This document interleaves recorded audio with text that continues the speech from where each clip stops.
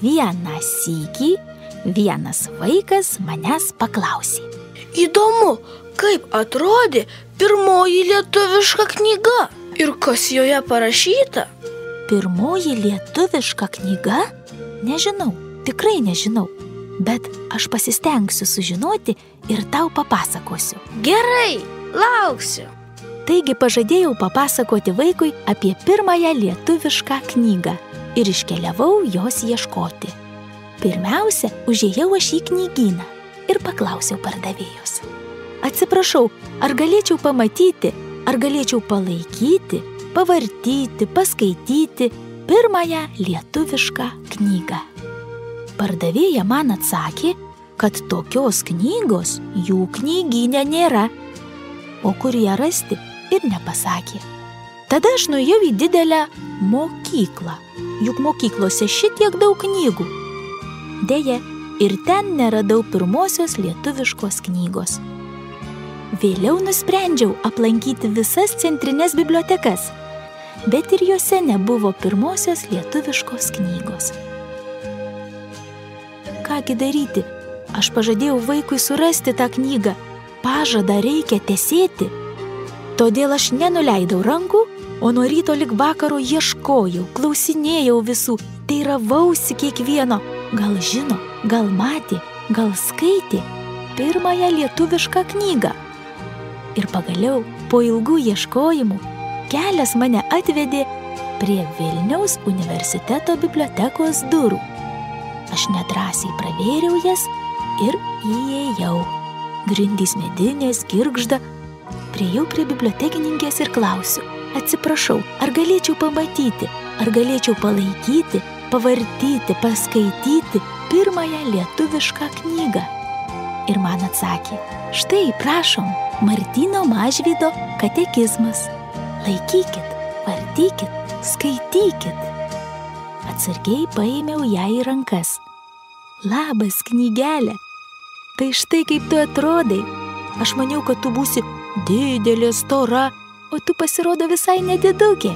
Į plotį 11 centimetrų, o į ilgį 18 ir puslapių tik 79.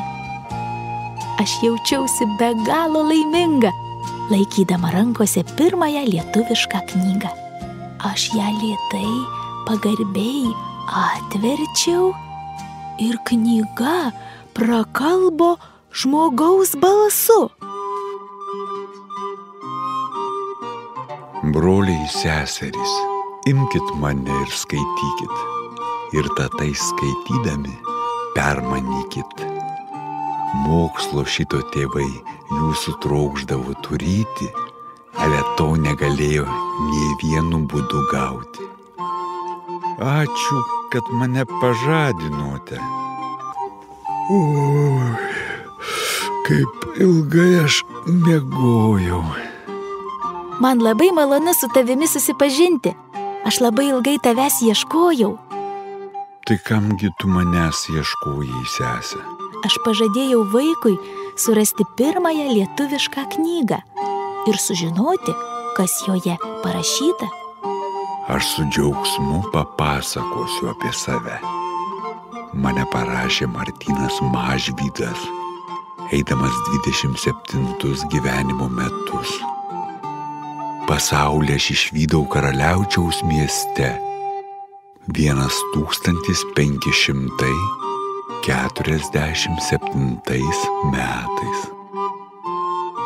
Mane skaitė Lietuvos didysis kunigaikštis Žygimantas Augustas, mano lapus sklaidė jo žmona Barbora Radvilaitė. Ar girdit šią muziką? Tai liutnia, styginis instrumentas. Žygimantas Augustas įkūrė Vilniaus dvarą. Jame buvo didžiulė biblioteka bei nemaža muzikantų kapela, kurioje muzikavo vienas žymiausių to meto Europos liutnininkų Valentinas Bakvarkas. Čia skamba jo kūrinys Fantazija liutniai.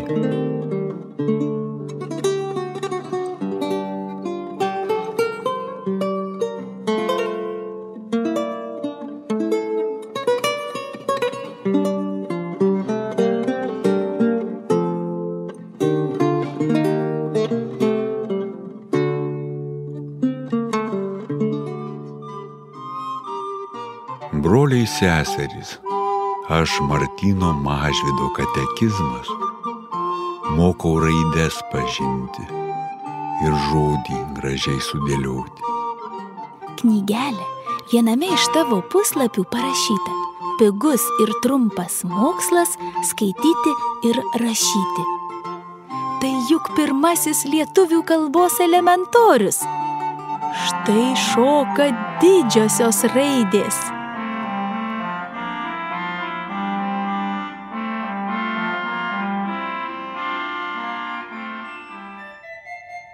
O štai mažosios raidės trepsi savo mažomis kojelėmis. Čia yra ir balsiai A, E, I, O, U. O štai priebalsiai B, P, D, T, G, K. Yra ir dvibalsiai Au, Ei. Na, kitų nelabai suprantu, nes raidės yra gotiškos. Tikriausiai ne vienas vaikas vedžiojo šias raideles pirštuku ir mokėsi skaityti taip, kaip aš dabar skaitau. Ba, be, bi, bo, bu. Ra, re, ri, ro, ru.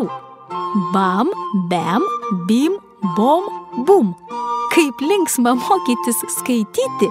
Martynas Mažvydas norėjo, kad žmonės pažintų lietuviškas raides, išmoktų ne tik skaityti, bet ir raides užrašyti. Todėl pirmiausia sudarė lietuvių kalbos elementorių. Pažinę raides ir išmokę skaityti, žmonės tada jau gali pažinti šventąjį raštą. Todėl aš, katekizmas, skelbiu Dievo žodį, o jūs, broliai ir seserys, maloniai ir su džiaugsmu tą žodį priimkit ir jūsų ūkiuose šeimyną mokykit. Jūsų sūnus, dukterys tą mažą krikščionių mokslą tur mokėti ir pagal jį patys save rėdyti.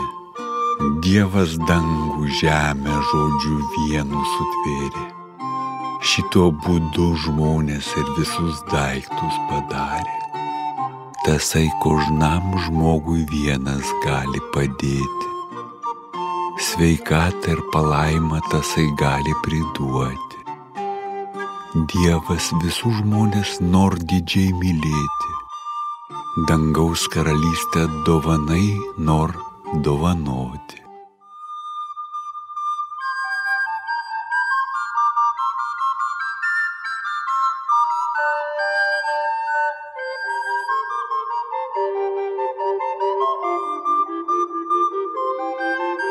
Knygelė, tu mokai pažinti Dievo žodį, mokai dorai, sąžiningai gyventi, gerbti tėvus ir kaip reikia melstis mokai.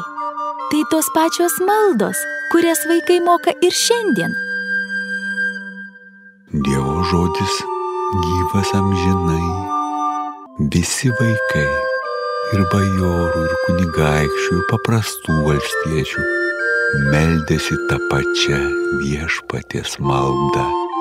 Tai Jėzus Kristus mokė taip melstis savo mokinius. Tėve mūsų, teesie šventas tavo vardas, teateinie tavo karalystė. Kasdienės mūsų duonos duok mums šiandien ir atleisk mums mūsų kaltes, kaip ir mes atleidžiame savo kaltininkams. Ir neleisk mūsų gundyti, bet gelbėk mus nuo pikto. Amen. Ar girdite? Tai valstiečių vaikai skudučius pučia.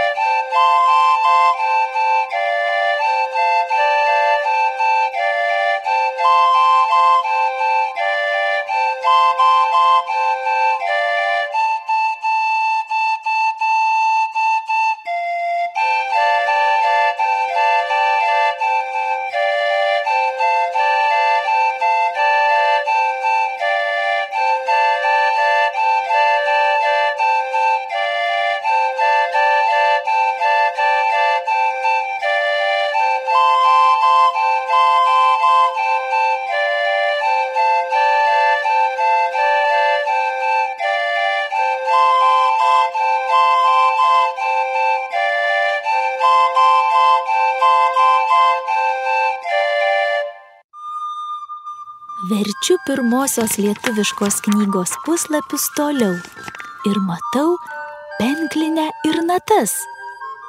Tai šventos giesmės. Jų yra 11. Jei kas šventą giesmę nor giedoti, mane po akimis savo turėti. Dieną ir naktį priek savęs mane laikykit ir niekada manęs nuog jūsų neatmeskit. Čia aš, Martyno Mažvydo katekizmas kalbu, užgimęs ant Svieto 16 amžiui. Broliai, seserys, imkit mane ir skaitykit. Ir tatai skaitydami permanykit. Skaitykit ir duokit tink rankas kiek vaiko, kaip žemaičio, taip ir lietuvininko. Raginkit žmonės to trumpo mokslo išmokti, be kurio platesnis mokslas negal stovėti. Ir ilgai Dievo valiuje ant Svieto gyvenkit. Dievo žodžio karštai dieną ir naktį ieškokit, o mano darbą už gerą priimkit.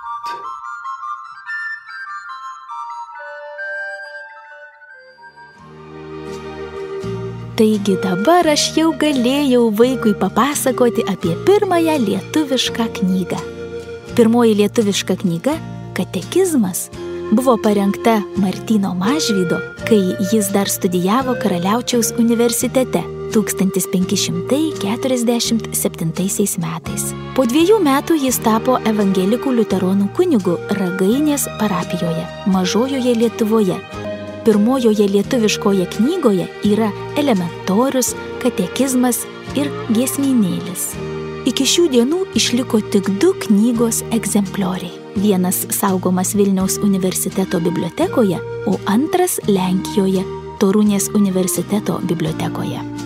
Taigi, vaikai, saugokite savo knygeles, švelniai verskite puslapius, kad neįplyštų, laikykite knygeles tvarkingai knygų lentynose, kad jos nesimėtytų kur nors kambario kampe, juk kiekviena knyga yra parašyta su didelė meile. O taip pat stenkitės taisyklingai ir gražiai kalbėti lietuviškai, nes didelė garbė savo kalbą gerai mokėti.